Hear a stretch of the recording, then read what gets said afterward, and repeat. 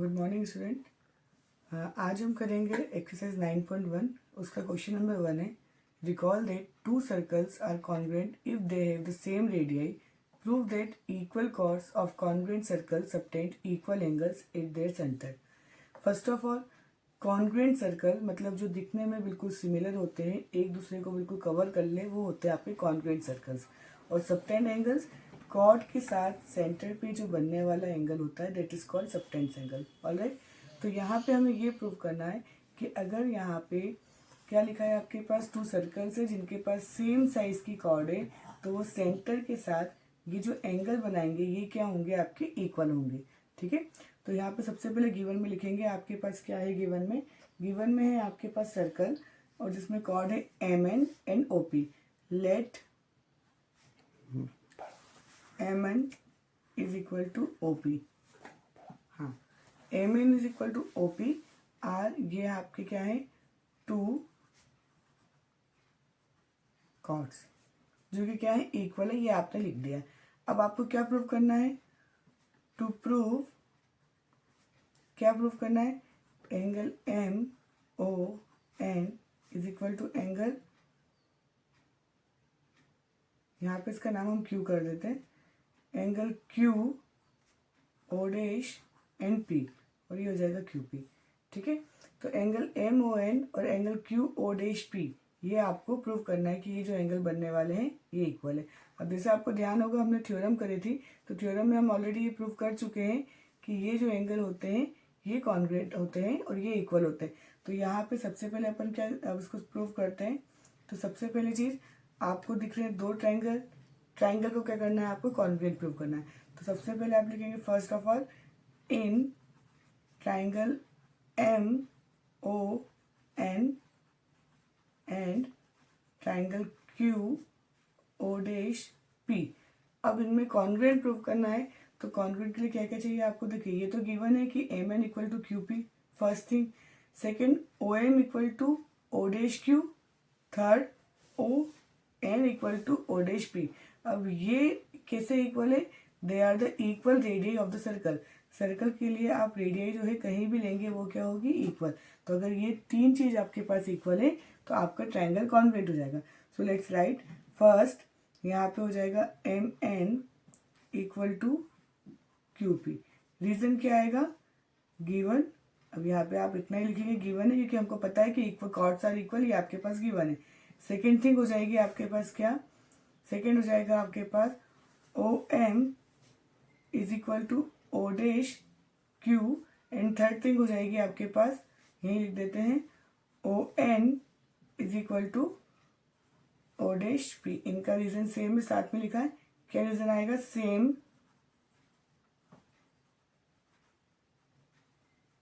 Radii of circle. देखिए क्या हो गया आपके पास, सबसे पहले ये वाली साइड ट्राइंगल की इक्वल है, देन ये वाली साइड ट्राइंगल की इक्वल है, उसके बाद ये वाली साइड इक्वल है। मतलब आपका ट्राइंगल, तीन चीज आपने इक्वल प्रूव कर दी, हैंस आपका ट्राइंगल क्या हुआ, triangle MON is congruent with triangle QO dash P।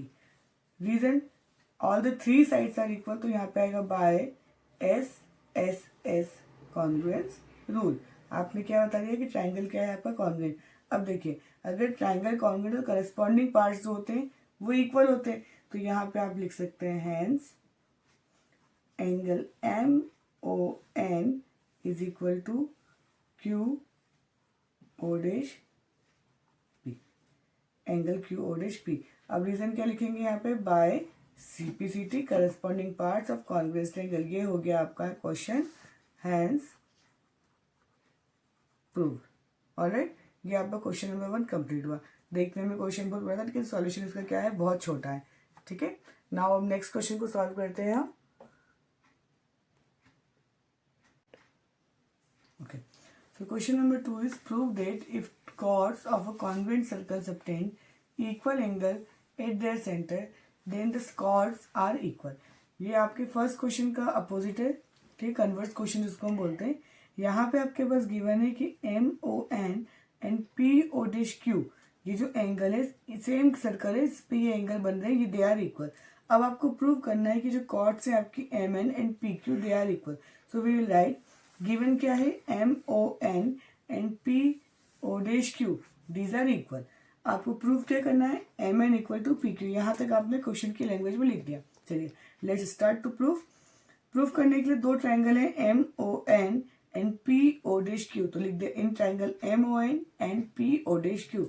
अब इनमें सबसे पहले कॉमन चीज क्या है, क्या दिया है गिवन में आपके पास, फर्स्ट थिंग है गिवन में angle M O N is equal to angle P O dash Q. Reason लिखिए कहाँ से पता पड़ा भाई आपको ये, तो that is from given. Alright, now O M is equal to O dash P and O N is equal to O dash Q. देखिए भाई O M O N O dash P O dash Q, ये क्या है circle की radius, और circle की radius पूरे circle में क्या होती है इक्वल, तो ये दो साइड भी आओगे इक्वल। रीजन लिखेंगे सेम रेडियाई ऑफ सर्कल, ये हो गया आपके पास रीजन। अब देखिए थर्ड थिंग, 1 2 3 ये आपके पास हो गए। सबसे पहले ये साइड, ये एंगल, ये साइड, ये साइड, ये एंगल, ये साइड, मतलब आपने तीन चीज को इक्वल प्रूव कर दिया। तो आप यहाँ लिखेंगे triangle M O N is congruent with triangle P O dash Q.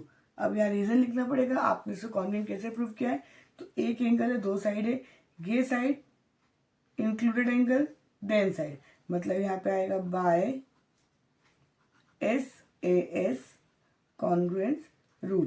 आपके ट्राइंगल हो गया congruent. Now if triangle is congruent तो corresponding parts are equal, hence M N equal to क्या हो जाएगा आपका पी क्यू। तो यहाँ आप लिखेंगे hence M N equal to P Q by C P C T. यही आपको प्रूव करा था, so it is hence proved. आपकी एक्सरसाइज 9.1 कंप्लीट होती है। ऑलराइट।